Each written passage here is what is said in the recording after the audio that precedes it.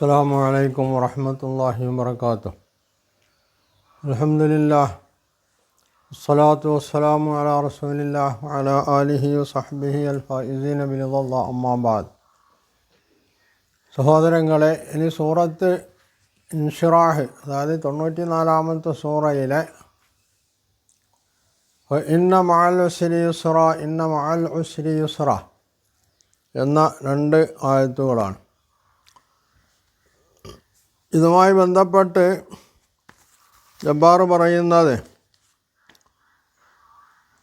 ഇവർ പഴയ പല്ലവനെ ആവർത്തിച്ചുകൊണ്ടിരിക്കുകയാണ് ചെയ്യണത്.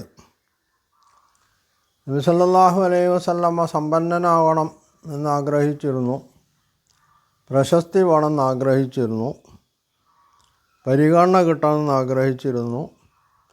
അതിനൊക്കെ വേണ്ടിയാണ് അദ്ദേഹം പ്രവാചകത്വം വാദിച്ചത്. അപ്പോൾ സമൂഹത്തിൽ അവഗണിക്കപ്പെടുന്ന ഒരാൾ, ഇല്ലാത്ത ആളുകളൊക്കെ ആഗ്രഹിക്കുന്ന ഒരു സംഗതിയാണ് പ്രവാചകത്വം എന്നാണോ ജബ്ബാർ മനസ്സിലാക്കിയിട്ടുള്ളതെന്നറിയില്ല. എന്തൊക്കെയോ വിളിച്ചു പറയാം എന്നതിൽ കവിഞ്ഞ് കൃത്യമായിട്ടുള്ള എന്തെങ്കിലും ഒരു ചിന്തയുടെ അല്ലെങ്കിൽ ബുദ്ധിപരമായിട്ടുള്ള തെളിവിൻ്റെയോ അല്ലെങ്കിൽ മറ്റു രീതിയിലുള്ള തെളിവിൻ്റെ അടിസ്ഥാനത്തിലോ ഒന്നല്ല ജബ്ബാർ തൻ്റെ ഇത്തരത്തിലുള്ള നാറിയ വാദങ്ങൾ ഉന്നയിച്ചു കൊണ്ടിരിക്കുന്നത് എന്നതാണ് വസ്തുത. നബി സല്ലല്ലാഹു അലൈഹി വസല്ലം ഒരിക്കലും പ്രവാചകത്വം ആഗ്രഹിച്ചിട്ടില്ല എന്നത് പ്രവാചകത്വം ലഭിച്ച ആ സന്ദർഭത്തിലുണ്ടായിട്ടുള്ള അദ്ദേഹത്തിൻ്റെ അവസ്ഥകൾ വിളിച്ചോതുണ്ട്. എന്താണ് ഈ പ്രവാചകത്വം എന്നതുപോലും അദ്ദേഹത്തിന് അറിയുമായിരുന്നില്ല എന്നാണല്ലോ അദ്ദേഹത്തെ ഭാര്യ പ്രിയപത്നി ഖദീജ റളിയല്ലാഹു അൻഹ അവരുടെ ബന്ധുവായിരുന്ന വറഖത്ത് ബിൻ നൗഫലിൻ്റെ അടുത്തേക്ക് കൊണ്ടുപോകാനുണ്ടായിരുന്ന കാരണം. വറഖത്ത് സംഗതികളൊക്കെ കേട്ടതിന് ശേഷം, അദ്ദേഹം ഒരു ക്രിസ്ത്യാനിയായിരുന്നു, അദ്ദേഹത്തിന് ബൈബിളിൽ നേരത്തെ വന്ന പ്രവാചകന്മാരെ സംബന്ധിച്ചുള്ള പരാമർശങ്ങൾ അദ്ദേഹത്തിനറിയാം. അതിൽ നിന്ന് മനസ്സിലാക്കിയതിൻ്റെ അടിസ്ഥാനത്തിലാണ് അദ്ദേഹം നബി സല്ലല്ലാഹു അലൈഹി വസല്ലമയോട് ഹാദൻ നാമൂസ് അല്ലദീ ജാ മൂസ, മൂസായുടെ അടുത്ത് വന്നിട്ടുള്ള അതേ ദൂതൻ തന്നെയാണ് ഇത് എന്ന് പറയുകയും അദ്ദേഹത്തെ ധൈര്യപ്പെടുത്തുകയും ചെയ്തിട്ടുള്ളത്. ധൈര്യപ്പെടുത്തുക എന്ന് പറഞ്ഞാൽ, താങ്കൾ ഈ ഒരു സന്ദേശവുമായിട്ട് ജനങ്ങളിലേക്ക് ഇറങ്ങുമ്പോൾ അവർ താങ്കളെ എതിർക്കും അല്ലെങ്കിൽ അവഗണിക്കുമെന്ന് മാത്രമല്ല, അവർ താങ്കളെ നാട്ടിൽ നിന്ന് തന്നെ പുറത്താക്കും എന്നാണ് അന്ന് വറഖത്ത് ബിൻ നൗഫൽ നബി സല്ലല്ലാഹു അലൈഹി വസല്ലമയോട് പറഞ്ഞത്. അന്ന് നബി സല്ലല്ലാഹു അലൈഹി വസല്ലം വറഖത്ത് ബിൻ നൗഫലിനോട് ചോദിച്ച ചോദ്യം, അവ മുഖരിജിയഹുംന, അവരെന്നെ പുറത്താക്കുമെന്നോ? ഈ ചോദ്യത്തിൻ്റെ കാരണം എന്താണ്? സമൂഹത്തിൽ നബി സല്ലല്ലാഹു അലൈഹി വസല്ലമയ്ക്ക് ഉണ്ടായിരുന്ന സ്ഥാനം, ആ സമൂഹം നബി സല്ലല്ലാഹു അലൈഹി വസല്ലമയ്ക്ക് കൽപ്പിച്ചിരുന്ന പരിഗണന, നൽകിയിരുന്ന പരിഗണന, ഈ പരിഗണനകളൊക്കെ വെച്ചുകൊണ്ട് തന്നെപ്പോലുള്ള ഒരാളെ തൻ്റെ നാട്ടുകാർ, ഇത്രയും സ്നേഹിക്കുന്ന നാട്ടുകാർ പുറത്താക്കും എന്ന് ഊഹിക്കാൻ പോലും സാധ്യമല്ലായിരുന്നു എന്നുള്ളതാണ്. അതുകൊണ്ടാണ് അദ്ദേഹം നബി സല്ലല്ലാഹു അലൈഹി വസല്ലം വറഖത്തുവിനോട് ചോദിച്ചത്, അവ മുഖരിജിയന്നഹും, അവരെന്നെ പുറത്താക്കുമെന്നോ? അപ്പോഴാണ് വറഖത്ത് ബിൻ നൗഫൽ പറയുന്നത്, താങ്കൾ കൊണ്ടുവന്ന ഇത്തരം സന്ദേശവുമായിട്ട് ലോകത്ത് വന്ന ഏത് പ്രവാചകന്മാരും അവർ നാട്ടിൽ നിന്ന് ബഹിഷ്കൃതരായിട്ടേ ഉള്ളൂ എന്നാണ്. അപ്പോൾ ബഹിഷ്കരണം അല്ലെങ്കിൽ അവഗണന എന്നത് പ്രവാചകന്മാരെ സംബന്ധിച്ചൊരു പുത്തിരി ആയിട്ടുള്ള സംഗതിയൊന്നുമല്ല. ഇസ്ലാമിക പ്രവർത്തകർ എല്ലാ കാലത്തും എല്ലാ നാട്ടിലും നേരിട്ടിട്ടുള്ള അവസ്ഥ എന്ന് പറയുന്നത് ഈ അവഗണന തന്നെയാണ്. അത് പ്രവാചകന്മാരുടെ കാര്യത്തിൽ കുറച്ച് കൂടും എന്നേ ഉള്ളൂ. അപ്പോൾ അതിൻ്റെ പേരിൽ നബി സല്ലല്ലാഹു അലൈഹി വസല്ലം പിന്നെയും പ്രവാചകത്വം ആഗ്രഹിക്കാമെന്ന് ഉണ്ടാവുന്നില്ല. ഇവിടെ ഇപ്പോൾ അദ്ദേഹം പ്രവാചകനായി നിയുക്തനായിരിക്കുകയാണ്. അദ്ദേഹത്തിന് പ്രബോധനത്തിനുള്ള നിർദ്ദേശം കിട്ടിയിട്ടില്ല എന്ന് മാത്രമേ ഉള്ളൂ. പ്രവാചകത്വം ഇപ്പോൾ ലഭിച്ചു കഴിഞ്ഞു എന്ന് അദ്ദേഹം മനസ്സിലാക്കുന്നത് അങ്ങനെയുള്ളൊരു പ്രവാചകത്വം തനിക്ക് ലഭിക്കും എന്നതുപോലും അദ്ദേഹം മനസ്സിലാക്കുന്നത് ഉറക്കത്തുമായിട്ടുള്ള ഈ സംസാരത്തിലാണ്. ഇത് മനസ്സിലാക്കാതെ അല്ലെങ്കിൽ മനസ്സിലാക്കിയിട്ടും കണ്ടില്ലെന്ന് നടിച്ചുകൊണ്ട് ആണ് ജബ്ബാർ നബി സല്ലല്ലാഹു അലൈഹി വസല്ലം പ്രവാചകനാവാൻ വേണ്ടി പണിയെടുക്കുകയായിരുന്നു എന്ന് പറഞ്ഞിട്ടുള്ളത്. യഥാർത്ഥത്തിൽ ഉറങ്ങുന്നവരെ മാത്രമേ വിളിച്ചുണർത്താൻ കഴിയുള്ളൂ എന്നാണല്ലോ. ഉറക്കം നടിക്കുന്നവരെ ഒരിക്കലും വിളിച്ചുണർത്താൻ കഴിയില്ല. അതുകൊണ്ട് ജബ്ബാറിനെ പോലെയുള്ള ഇത്തരത്തിലുള്ള ബുദ്ധി നശിച്ചിട്ടുള്ള ആളുകളെ ഒരിക്കലും സംഗതി ബോധ്യപ്പെടുത്താൻ കഴിയില്ല എന്നതൊരു വസ്തുതയാണ്. അപ്പോൾ ജബ്ബാർ ഇവിടെ നബി സല്ലല്ലാഹു അലൈഹി വസല്ലമയെ സംബന്ധിച്ച് വാദിക്കണത് അല്ലെങ്കിൽ പറഞ്ഞുകൊണ്ടിരിക്കുന്നത് നബി സല്ലല്ലാഹു അലൈഹി വസല്ലം പരിഗണന ആഗ്രഹിച്ചു, പ്രശസ്തി ആഗ്രഹിച്ചു, അതിനു വേണ്ടി വിഷമിക്കേണ്ടി വരും എന്നുള്ള നിലയ്ക്ക് നബി സല്ലല്ലാഹു അലൈഹി വസല്ലം അവിടെ പ്ലാൻ തയ്യാറാക്കുകയായിരുന്നു എന്നാണ് ജബ്ബാർ പറയുന്നത്. ഇത് ജബ്ബാർ ആവർത്തിച്ചു കൊണ്ടിരിക്കുന്ന ഒരു കാര്യമാണ്. നബി സല്ലല്ലാഹു അലൈഹി വസല്ലം പ്ലാൻ തയ്യാറാക്കുകയായിരുന്നു. പ്ലാൻ തയ്യാറാക്കാന്ന ഇവിടെ നബി സല്ലല്ലാഹു അലൈഹി വസല്ലമ പ്രബോധന രംഗത്താണ് പണിയെടുക്കുന്നത്. ഒരു പ്രസ്ഥാനത്തിന് വേണ്ടി പ്രവർത്തിക്കുന്ന ആളെ സംബന്ധിച്ചിടത്തോളം സ്വാഭാവികമാണ് അദ്ദേഹം തൻ്റെ പ്രസ്ഥാനത്തെ വിജയിപ്പിച്ചെടുക്കാനുള്ള പദ്ധതികൾ, അതിനുള്ള നയരൂപീകരണം അദ്ദേഹം നടത്തുന്നുള്ളത് ഉറപ്പാണ്. അത് നബി സല്ലല്ലാഹു അലൈഹി വസല്ലമയുടെ കാര്യത്തിൽ മാത്രം പുതിയൊരു സംഗതിയൊന്നുമല്ല. ലോകത്ത് വന്നിട്ടുള്ള ഏതൊരു പ്രസ്ഥാനത്തിൻ്റെ നായകന്മാരും ചെയ്യുന്നൊരു സംഗതിയാണത്.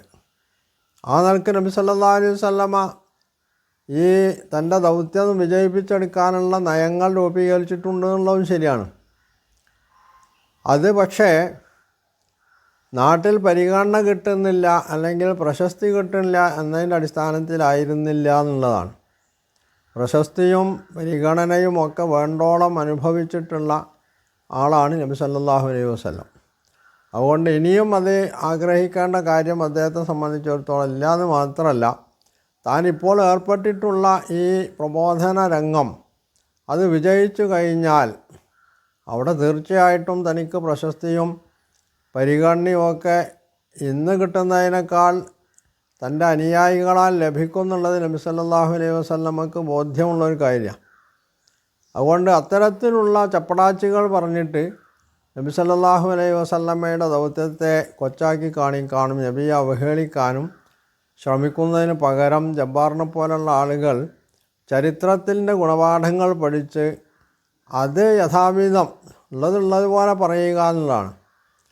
അല്ലാതെ ഇങ്ങനെയുള്ള കുറേ വാക്കുകൾ ഉരുട്ടിക്കൂട്ടി എന്തെങ്കിലുമൊക്കെ വിളിച്ചു പറഞ്ഞതുകൊണ്ട് ആർക്കും ഒന്നും നേടാനില്ല.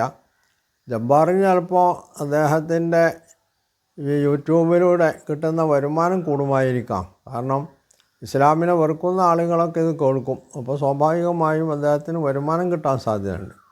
അതിന് കവിഞ്ഞ് ഇതുകൊണ്ട് പ്രത്യേകിച്ച് മെച്ചമൊന്നുമില്ലാന്ന് മാത്രമല്ല, സുബുദ്ധികളെ സംബന്ധിച്ചിടത്തോളം, ചിന്താശീലരായ വിവേകശാലികളായ ആളുകളെ സംബന്ധിച്ചിടത്തോളം ജബ്ബാറിൻ്റെ ഇത്തരത്തിലുള്ള കുൽസിത ശ്രമങ്ങൾ അത് തള്ളപ്പെടുകയും അത് പരിഹാസ്യമായി തീരുകയുമാണ് ചെയ്യാന്നുള്ളത് ജബ്ബാർ മനസ്സിലാക്കുന്നത് നല്ലതാണ്. ഇവിടെ ഇന്ന മഅൽ ഉസ്രി യുസ്റ എന്ന ഈ പ്രയോഗം പോലും ശ്രദ്ധേയമാണ്. സാധാരണ നമ്മൾ ഒരു കയറ്റത്തിനൊരിറക്കം എന്നാണ് പറയാറുള്ളത്, അല്ലാതെ ഇറക്കത്തിനൊരു കയറ്റം എന്ന് ആരും പറയാറില്ല. എന്തുകൊണ്ടാണത്?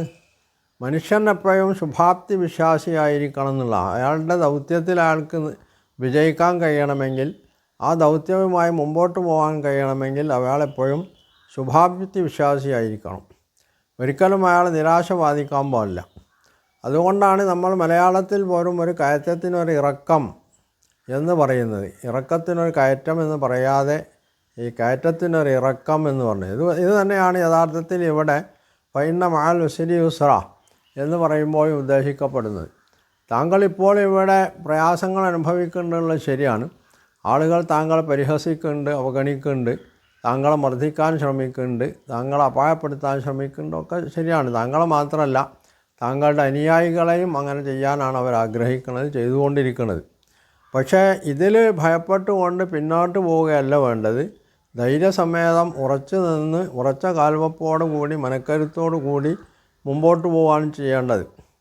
അങ്ങനെ വരുമ്പോൾ താങ്കൾ ഇന്ന് അനുഭവിക്കുന്ന, താങ്കളും അനുയായികളും ഇന്ന് അനുഭവിക്കുന്ന ഈ പ്രയാസങ്ങൾക്കൊടുവിൽ തീർച്ചയായിട്ടും സൗകര്യപ്രദമായിട്ടുള്ള അല്ലെങ്കിൽ എളുപ്പമുള്ള ഒരു കാലഘട്ടം വരാൻ പോകുന്നുണ്ട്. അന്ന് വിശുദ്ധ ഖുർആൻ മറ്റൊരു സംഭവവുമായി ബന്ധപ്പെട്ട് സൂറത്ത് റൂമിൻ്റെ ആദ്യത്തിൽ പറഞ്ഞതുപോലെ യൗമഇദിൻ യഫ്റഹുൽ മുഅ്മിനൂന ബിനസ്രില്ല, അന്ന് വിശ്വാസികൾ അള്ളാഹുവിൻ്റെ സഹായം കിട്ടിയതിൻ്റെ പേരിൽ സന്തോഷിക്കും എന്ന് പറയുന്നു. അപ്പോൾ ഇസ്ലാമിക വിജയത്തെ സംബന്ധിച്ചിടത്തോളമുള്ള ഒരു സന്തോഷവാർത്ത കൂടി ഇന്ന മഅൽ ഉസ്രി യുസ്ര, ഇന്ന മഅൽ ഉസ്രി യുസ്ര എന്നുള്ള ആവർത്തിച്ചുള്ള ഈ പ്രഖ്യാപനത്തിൽ ഉണ്ട് എന്നുള്ളതാണ് വസ്തുത. അത് മനസ്സിലാക്കാൻ കഴിയാതെ പോകുന്നു എന്നതാണ് ജബ്ബാറിനെ പോലുള്ള ആളുകളുടെ പരാജയ കാരണവും. കാരണം അവരെ സംബന്ധിച്ചിടത്തോളം അവർക്കെന്താണോ ബുദ്ധിയിൽ തോന്നിയത് അത് വിളിച്ചു പോവുക, അതിൻ്റെ പിന്നാലെ പോവുക എന്നുള്ളതിന് കവിഞ്ഞ് വസ്തുതയായി മനസ്സിലാക്കുകയും അംഗീകരിക്കുകയും അത് ജനങ്ങളോട് പറയുകയും ചെയ്യാന്നുള്ള രീതി അവരിൽ നിന്ന് പ്രതീക്ഷിക്കുന്നതിൽ യാതൊരു അർത്ഥവുമില്ല. അതാണ് ജബ്ബാറിൽ നിന്ന് നമ്മൾ നിത്യേന കണ്ടുകൊണ്ടിരിക്കുന്നത്. അയാൾ പറഞ്ഞുകൊണ്ടിരിക്കുന്ന അതേ പല്ലവി തന്നെയാണ് പിന്നെയും പറയുന്നത്. നബി സല്ലല്ലാഹു അലൈഹി വസല്ലമയെ ജനങ്ങൾ അവഗണിച്ചു, അവരുടെ ചോദ്യങ്ങൾക്ക് മറുപടി അറിയാൻ കഴിഞ്ഞില്ല.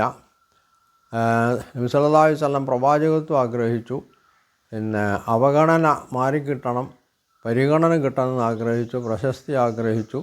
അതിനു വേണ്ടിയൊക്കെയാണ് അദ്ദേഹം പ്രവാചകത്വം വാദിച്ചത് എന്നുള്ള ഈ എടുത്താൽ പൊന്താത്ത ഈ ഒരു നുണയുമായിട്ടാണ് ജബ്ബാർ ഇറങ്ങിത്തിരിച്ചിരിക്കുന്നത്. അതുകൊണ്ട് തന്നെ ജബ്ബാറിൻ്റെ ഇത് പറഞ്ഞിട്ട് കാര്യമൊന്നുമില്ല. അതേസമയം ജബ്ബാറിനെ കേൾക്കുന്ന ആളുകളിൽ അല്പമൊക്കെ വിവേകവും വിശാലബുദ്ധിയുമുള്ള ആളുകൾക്ക് മനസ്സിലാവാൻ ഇത് മതി എന്നാണ് മനസ്സിലാക്കുന്നത്.